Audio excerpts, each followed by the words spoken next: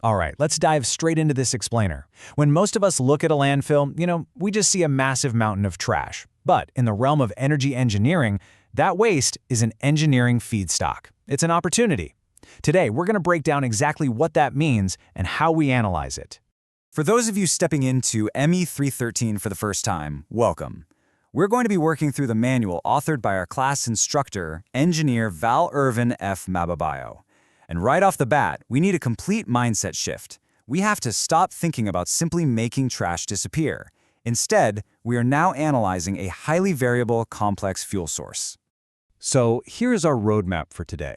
We'll be covering the basis of waste-to-energy design, the types of waste and feedstocks, physical and chemical properties, biological properties, energy potential and suitability, and finally, sampling and testing strategies. Kicking things off with Section 1, the basis of waste-to-energy design, where we bridge the gap between problem and solution.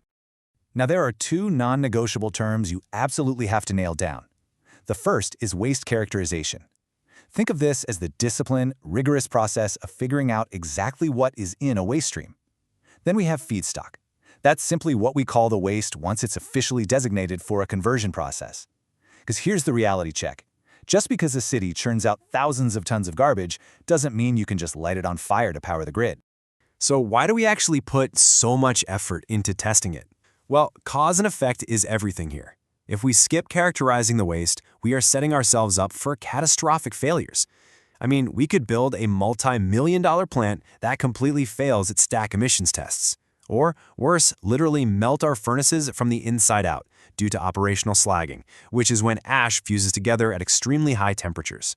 Testing essentially acts as our shield against the massive risk of picking a mismatched technology. Moving on to Section 2, waste types and feedstocks. Let's look beyond the monolith. Classifying waste is what stops us from treating everything like it's the exact same stuff. Take municipal solid waste, or MSW. It is incredibly variable. You've got everything from old banana peels to broken electronics in there. But then compare that to refuse-derived fuel, or RDF. That is a deliberately prepared, engineered fuel fraction extracted from the waste. We literally cannot treat wildly variable MSW the same way we treat a highly consistent RDF. They require entirely different handling, completely different combustion strategies, the whole shebang. Okay, Section 3, physical and chemical properties. Let's get into the core mechanics. Let's talk about moisture content for a second, because it's arguably the single most critical physical property we deal with. If your waste is soaking wet, its useful heating value just absolutely tanks. Your system is forced to waste precious thermal energy just boiling off that water before any net positive combustion can even happen. Without expensive pre-drying steps, thermal treatment might completely fail. And it's the exact same story with chemical properties. We don't measure things like chlorine or sulfur in a lab just for kicks, right? We measure them because they directly dictate our engineering designs. High chlorine means acid gas formation during combustion. That means we have to design incredibly robust and, frankly, very expensive air pollution control systems to neutralize it. Every single chemical measurement drives a tangible, real-world design choice. Which brings us to Section 4, biological properties of waste, or what I like to call the microbe's fuel. This is a hugely important distinction for you as master students, and it's kind of a beautiful conceptual flip. Remember that soaking wet waste we just talked about?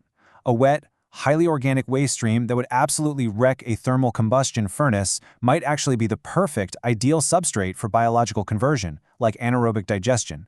Different properties unlock entirely different technological pathways. It's like a giant puzzle. All right, Section 5, energy potential and suitability. This is the ultimate judgment call. I want you to really think about this for a second. Does a massive mountain of waste automatically guarantee a massive amount of recoverable energy? It is so easy to assume yes. Big city, big trash, huge energy potential, right? But the fundamental answer is no. If that mountain is mostly water, broken glass, sand, and ash, its mass is huge, sure, but its actual energy potential is incredibly low. Suitability isn't just one magic number, it's a matching game.